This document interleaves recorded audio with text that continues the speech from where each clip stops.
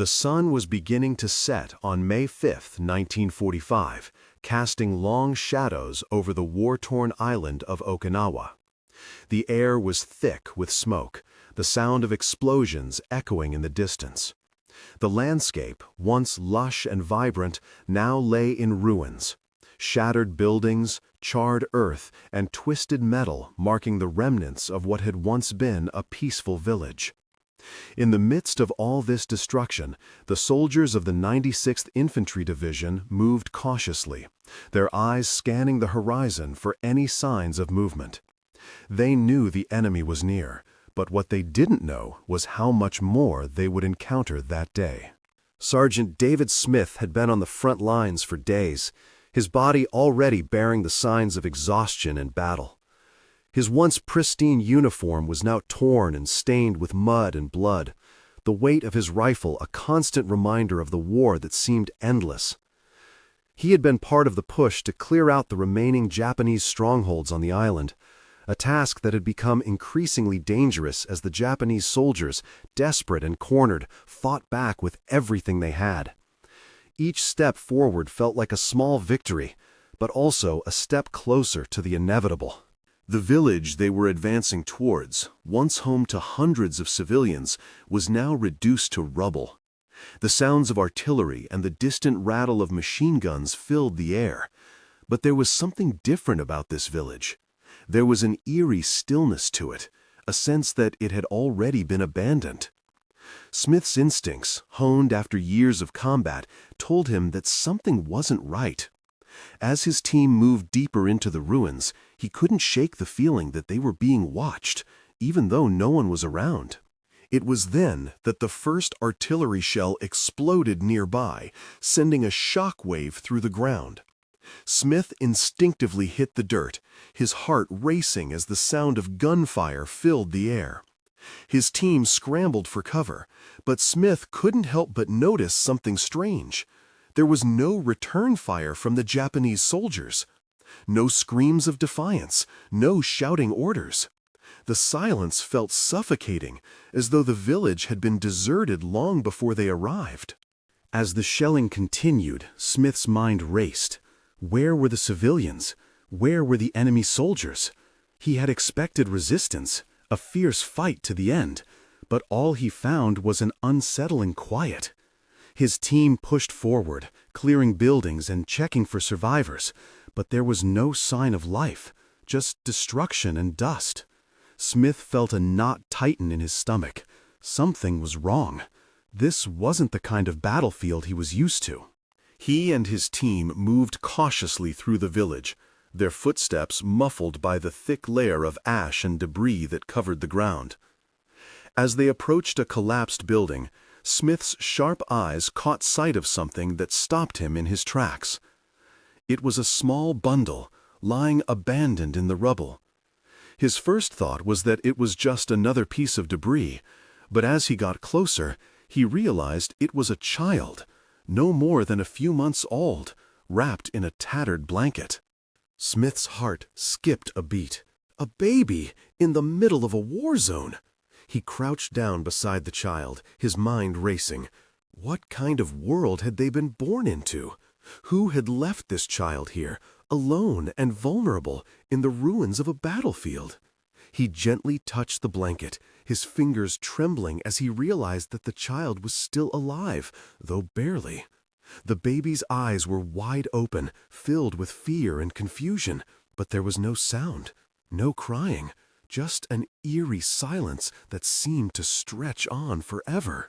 For a moment, Smith just stared at the baby, unsure of what to do. He had been trained to fight, to survive, but this was something different. This wasn't an enemy soldier or a combatant. This was an innocent life, caught in the crossfire of a war that had already taken so much. His mind flashed back to his own family, to the ones he had left behind, and a surge of protectiveness washed over him. He couldn't just leave this child here. But the reality of the situation weighed heavily on him. He was in the middle of enemy territory, surrounded by danger. The mission was far from over. But in that moment, The mission didn't matter. He reached down and carefully lifted the child, cradling the fragile body in his arms. His team, unsure of what to make of the situation, stood in silence, watching as Smith made the decision to carry the baby out of the ruins. The rest of the team knew what needed to be done, but it was clear that their sergeant had already made up his mind. They would protect the child, even if it meant putting themselves in more danger. As they moved cautiously through the village, Smith's mind raced. He knew the risks. He knew that every step could bring them closer to danger. But he couldn't shake the image of the child's innocent eyes staring up at him, a reminder of everything that had been lost in this war.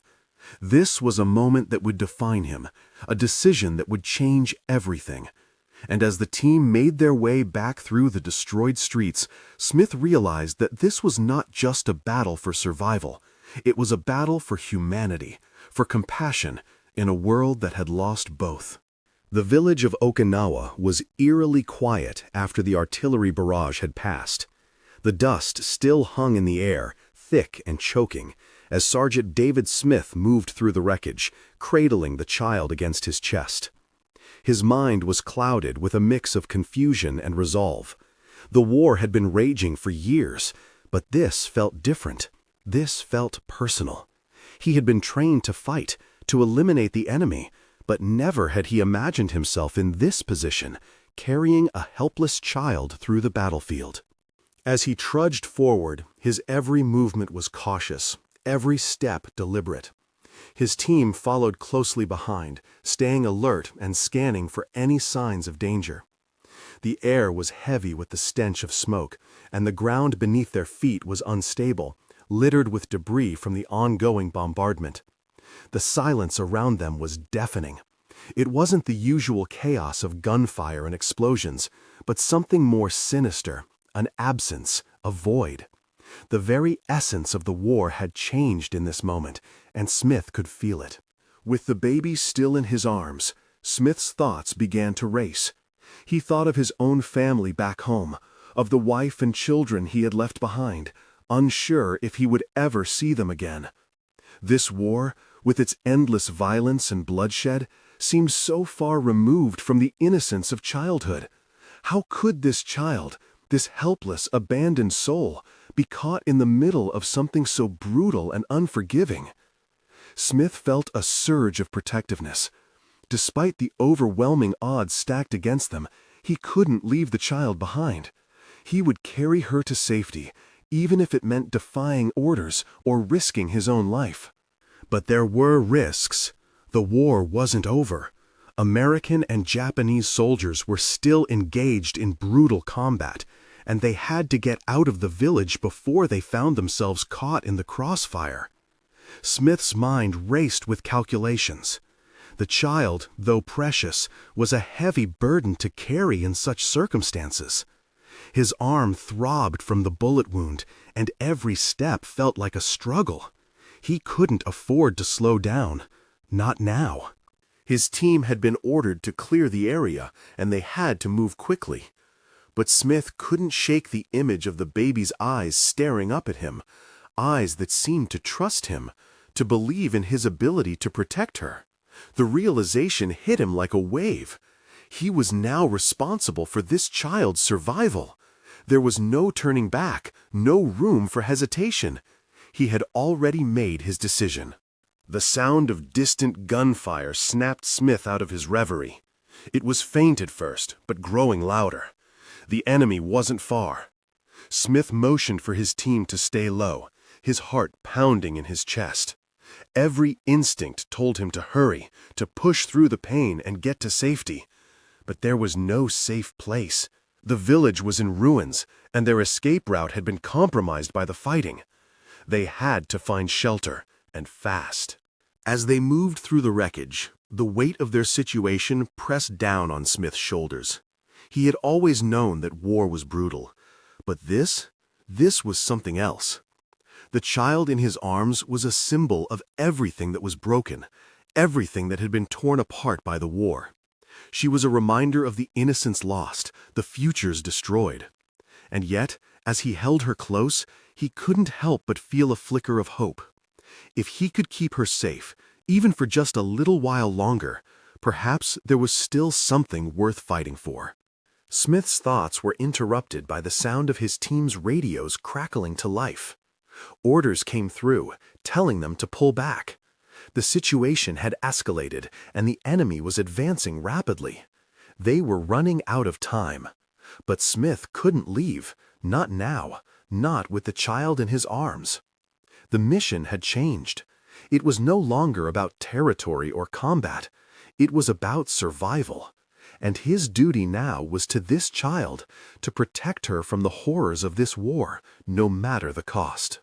He exchanged glances with his team. They understood. There was no need for words. Smith had already made his decision, and they would follow him. Together, they would find a way to keep the baby safe. The war would rage on, but in this small moment, they had a purpose. And it was that purpose that would carry them forward, even as the sounds of battle grew louder and closer. With renewed determination, Smith took a deep breath and pressed on. The pain in his shoulder was unbearable, but it didn't matter. What mattered was getting out of the village, finding a way to protect the child and ensure her survival. As they moved through the shattered landscape, Smith realized something that he hadn't fully understood until now. In the face of unimaginable destruction, even the smallest act of humanity could still hold power. And in this war, that was the one thing worth holding on to. The silence that enveloped the village was almost suffocating, broken only by the occasional distant thud of artillery and the sharp crackle of gunfire. Smith's heart raced as he continued to move through the ruins, cradling the child in his arms. The weight of her small body, though light compared to the burden of responsibility, felt like a constant reminder of the stakes. Each step he took, every movement, felt like an eternity. His wounded arm pulsed with pain, but the pain of seeing her vulnerable, alone in this war, was far more excruciating. His team kept close behind, scanning their surroundings for any signs of danger. The village, once filled with the sounds of life, now stood as a desolate monument to destruction. Homes were reduced to rubble, their frames twisted and broken, the land scarred by the violence of war.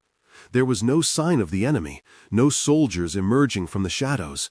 Yet Smith couldn't shake the feeling that danger was lurking just beyond their reach, waiting to strike. The farther they moved from the epicenter of the battle, the more intense the feeling of dread became. Smith's thoughts were consumed by the child. Her small hands clutched at his uniform, her face pale and streaked with dirt. She hadn't cried since he found her, her silence a painful contrast to the chaos around them. Smith tried to comfort her with gentle murmurs, though he wasn't sure if she understood. What could he possibly say to ease her fear in a place like this? What words could bridge the chasm of violence and terror that separated them? He glanced back at his team, their faces grim as they navigated the rubble-strewn path. They were all exhausted, their energy waning from the constant tension and fatigue of the day's battles. The child had become their collective responsibility, a symbol of everything they were fighting for. But as they pushed forward, Smith couldn't help but wonder if they were running out of time. The enemy was closing in, and they were still deep within hostile territory. There was no safe zone in sight, only the promise of more danger. At that moment, a loud crack split the air, followed by a deafening explosion. The ground beneath them shook violently, and dust and debris rained down. Smith instinctively ducked, pulling the child closer to him, shielding her with his body. His heart pounded in his chest as he looked around for his team, his mind racing.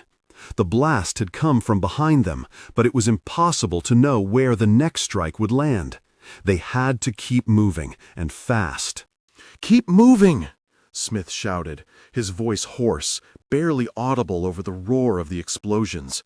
His team didn't hesitate. They had trained for this, and they knew the drill. But even in the chaos, Smith's thoughts remained fixed on the child in his arms. Her small, fragile form was a reminder of everything he was trying to protect, and he couldn't afford to fail her now.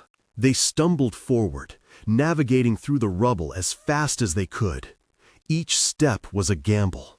They had no idea how much time they had before the enemy reached them. Smith's mind raced, weighing the options. Should they try to find a hiding spot and wait out the battle? Or keep moving, pushing forward, hoping to outrun the chaos? Neither option felt like it offered any certainty. His team kept close, and Smith could feel the weight of their eyes on him. They trusted him, and he knew it, but the pressure of leading them through this nightmare was almost too much to bear. He wasn't just leading them to safety, he was leading them into an unknown future, one where survival was far from guaranteed. But that was the reality of war. The only certainty was the uncertainty of what lay ahead. The child's breathing was shallow against his chest, and for a moment Smith wondered if she had passed out from the fear or the heat. But no, her small fingers were still gripping his uniform, her body trembling slightly in his arms. She was still alive, still fighting, just like him. And as long as she had breath in her lungs, he would keep fighting too. The team reached a small alleyway between two collapsed buildings. It wasn't much of a refuge, but it was shelter, something they desperately needed. Smith motioned for his team to stop, his breath coming in ragged gasps as he carefully lowered the child to the ground. He crouched beside her, keeping his eyes on their surroundings. The alley was narrow, and the walls were filled with cracks and holes, but at least it offered a modicum of cover. "Take a breather," Smith ordered, his voice steady despite the chaos swirling around them. "We'll regroup here for a minute." The team collapsed against the walls, their bodies sagging with exhaustion. Smith stayed alert, scanning the area for any signs of movement. The noise of the battle seemed to be growing louder, but there was no sign of the enemy yet. It was a brief respite, but Smith knew it wouldn't last. They couldn't afford to stay in one place for too long. The child stirred in his arms, her eyes fluttering open. She looked up at him, confusion still clouding her face. But there was something else there now, a glimmer of trust, of recognition. She reached out weakly, and Smith took her tiny hand in his, offering her what little comfort he could. She wasn't alone anymore. She had him, and he would keep her safe, no matter the cost. The minutes stretched into what felt like hours as Sergeant Smith and his team huddled in the narrow alley, the tension thick in the air. Every footstep they heard, every distant explosion, made them flinch. But the enemy had not yet found them. For now, they were safe, at least physically, but Smith knew this fragile peace couldn't last long.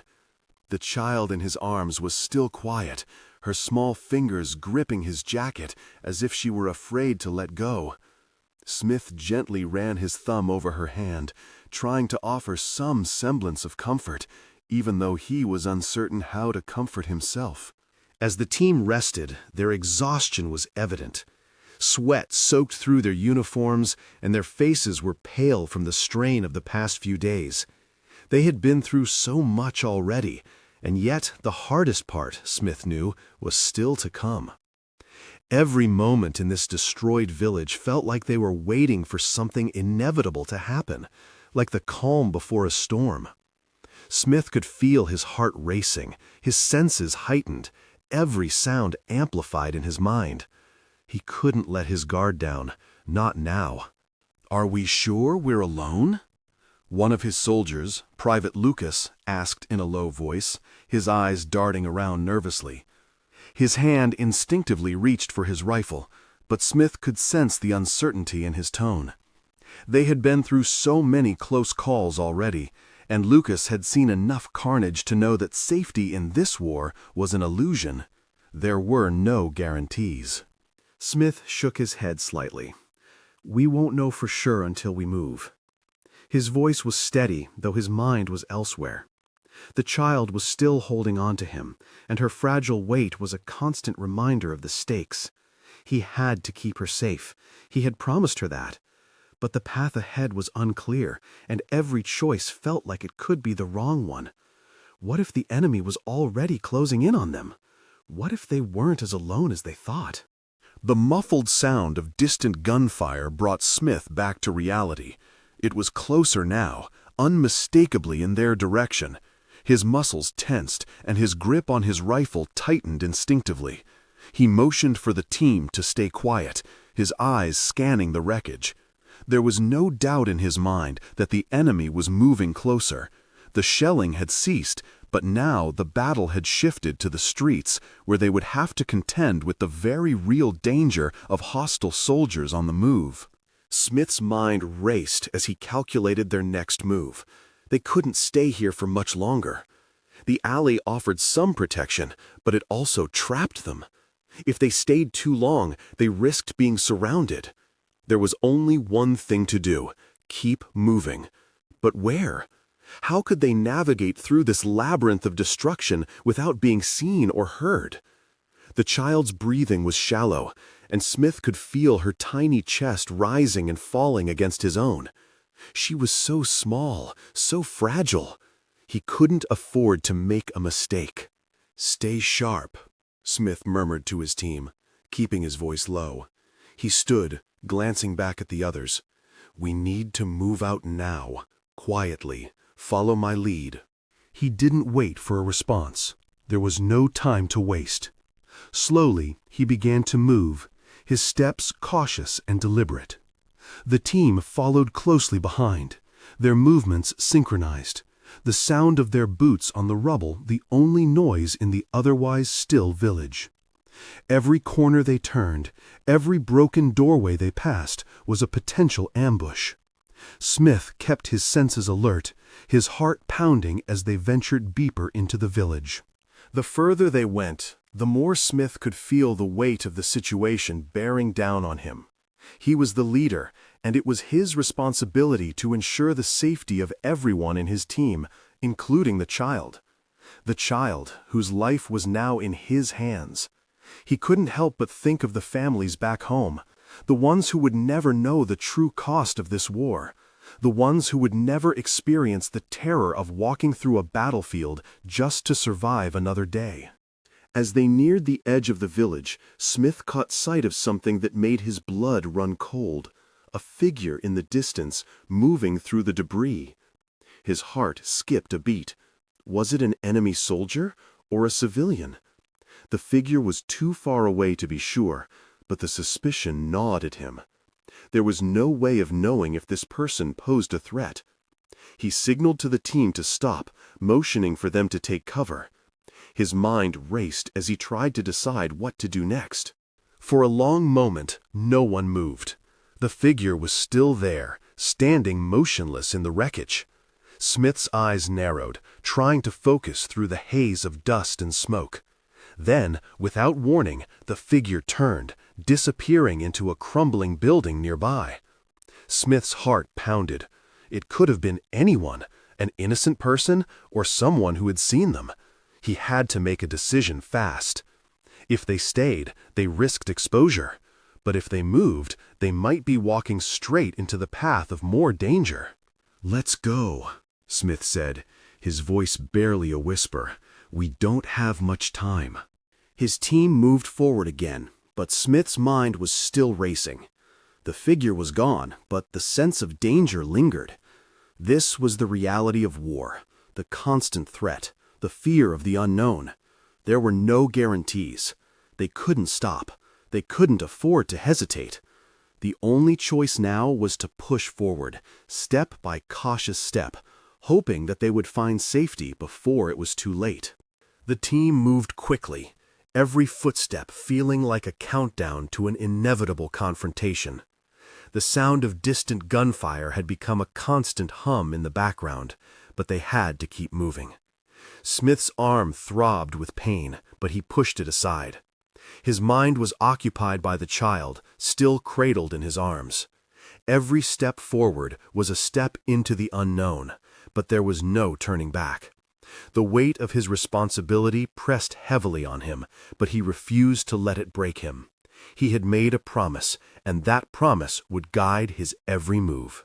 The landscape was a wasteland.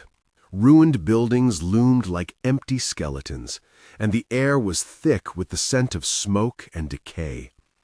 It was difficult to believe that this place had once been a vibrant community, a home to families and children.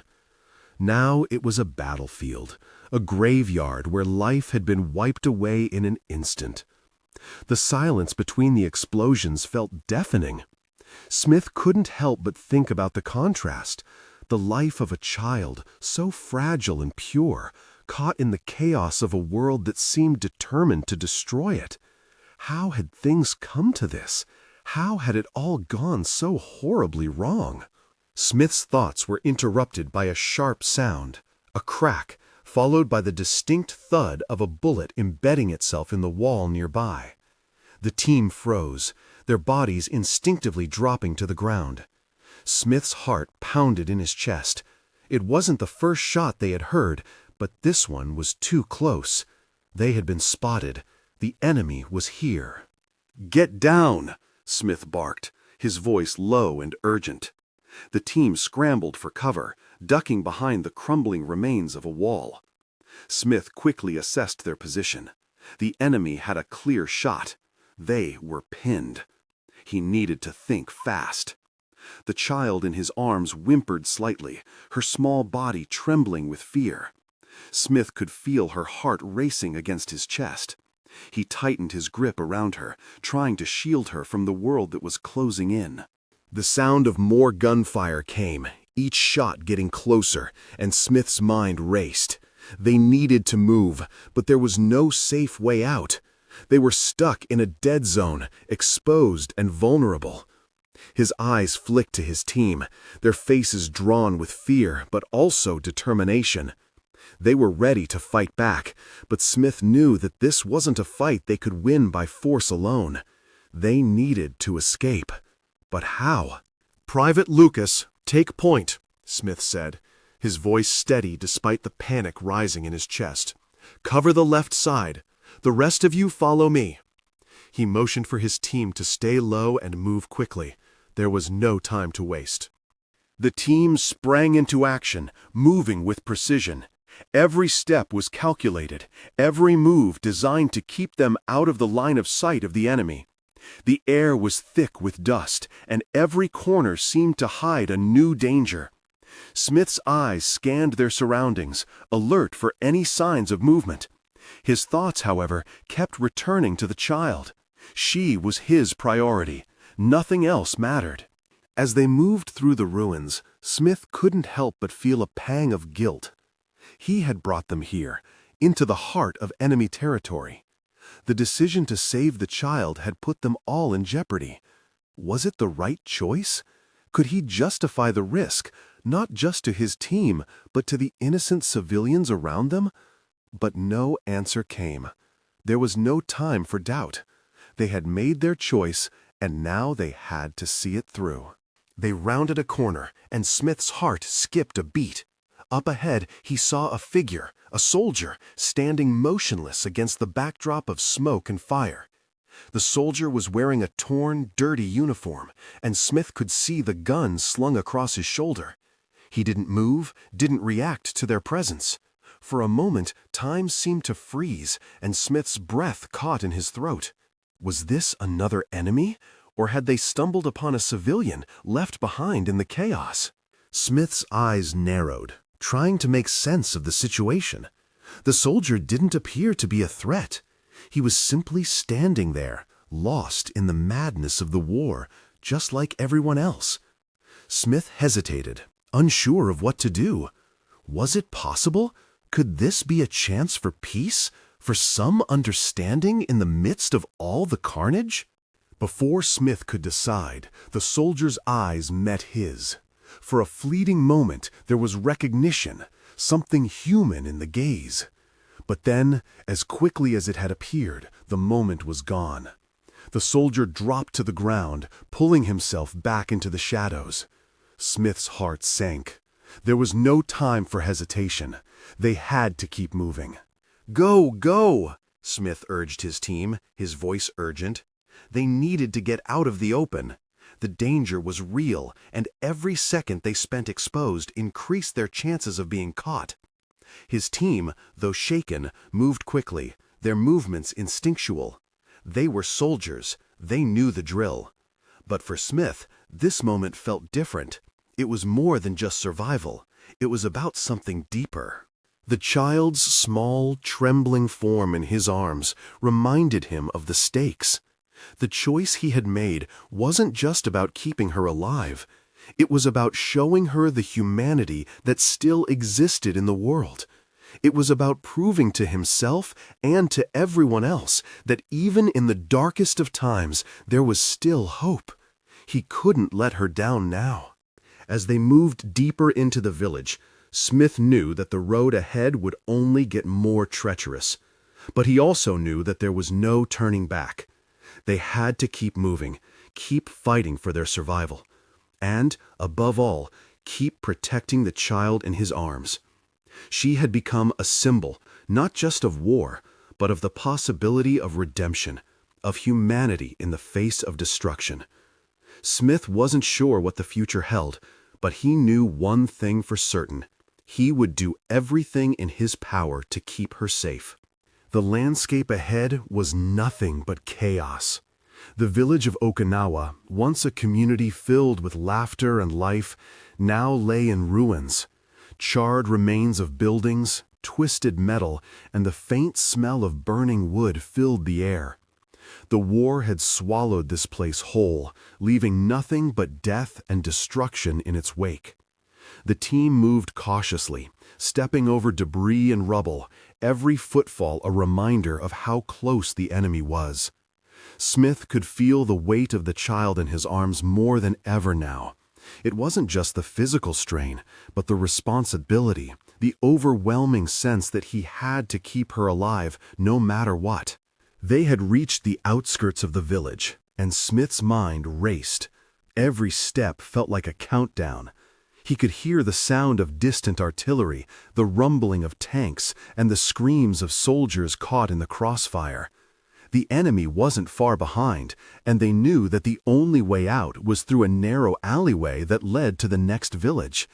There they could find some semblance of safety, but only if they could make it. The weight of that realization hung over them like a dark cloud. Smith's team was exhausted, their bodies battered from the relentless fighting. But there was no time to rest. They couldn't afford to stop now. The child in Smith's arms was growing heavier with every passing moment, her small body trembling against his chest. He couldn't tell if it was from fear, the cold, or exhaustion, but it made him more determined to get her to safety. His mind was fixed on the alley ahead, the only escape route they had. "Stay close," Smith whispered to his team, though his voice was strained. The tension in the air was palpable, and everyone could feel it. The awareness that the next few minutes could decide whether they lived or died. As they approached the alley, the sound of gunfire grew louder. Smith motioned for his team to stay low, his eyes scanning their surroundings. He had no illusions about how dangerous this was. The alley was a perfect spot for the enemy to ambush them. But there was no other choice. They had to take the risk. The alley was narrow and filled with the detritus of war, broken glass, twisted metal, and the remains of old furniture. It was a maze of debris, offering both cover and danger. Smith moved first, his team close behind. He felt the child's small body shift in his arms as they moved through the wreckage. Her breathing was shallow, and for a moment he thought she had passed out. But then she shifted again, her tiny hand gripping his jacket as if she knew they were close to something. The feeling of her hand against him made him push forward with even more urgency. But they weren't alone. A sharp crack of gunfire split the air, and Smith's heart leaped into his throat. The sound came from behind them. He didn't hesitate. "Move!" he shouted, pushing the child tighter to his chest. The team scattered, taking cover behind the wreckage as more shots rang out. Smith's breath quickened as he crouched low, his mind racing for a solution. There were no safe places here. The enemy was closing in, and they were trapped. "Private Lucas, take the right side. Everyone else, cover fire," Smith barked, his voice sharp.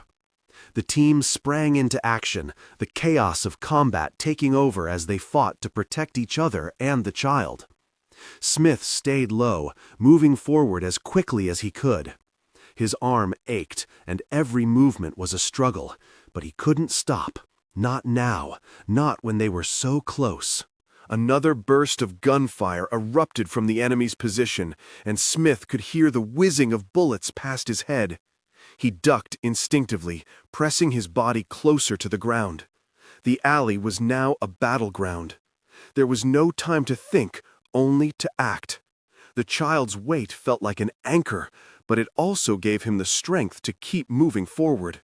He had to make it out. He had to. For her. The enemy soldiers were closing in, and Smith could hear their voices now, shouted commands in Japanese, the sound of boots crunching on debris. The team was pinned down, but Smith saw an opening, a gap in the enemy's position. It wasn't much, but it was their chance. He made a split-second decision. "Go now!" he yelled, his voice filled with urgency. "Now, before they—" The sound of another explosion interrupted him, followed by the sharp, stinging sensation of debris hitting his body. He staggered but didn't fall. The blast had thrown him off balance, and for a moment he couldn't hear anything except the ringing in his ears. The world around him spun, and he fought to stay upright. The child in his arms was still there, her tiny body pressed close to him. She was alive. That was all that mattered. He managed to regain his footing, his mind screaming for him to move. He looked back at his team. Lucas, Corporal Jacobs, and the others were struggling, but they were still in the fight. Smith motioned for them to follow him. They had to make it through the alley. They had to get out of the line of fire. The enemy was too close, and their chances were running out. "Keep moving! We're almost there!" Smith shouted. His voice was raw, but he was determined. Every step felt like it could be his last, but there was no stopping now. The child's grip on his jacket tightened once more, and that small, simple gesture gave him the strength to push forward. They couldn't fail. They couldn't stop, not when they were so close to the end. Finally, as they reached the end of the alley, Smith saw the faint outline of safety ahead. The next village was just beyond the trees, the glow of lights flickering in the distance. It was a long shot, but it was their only chance.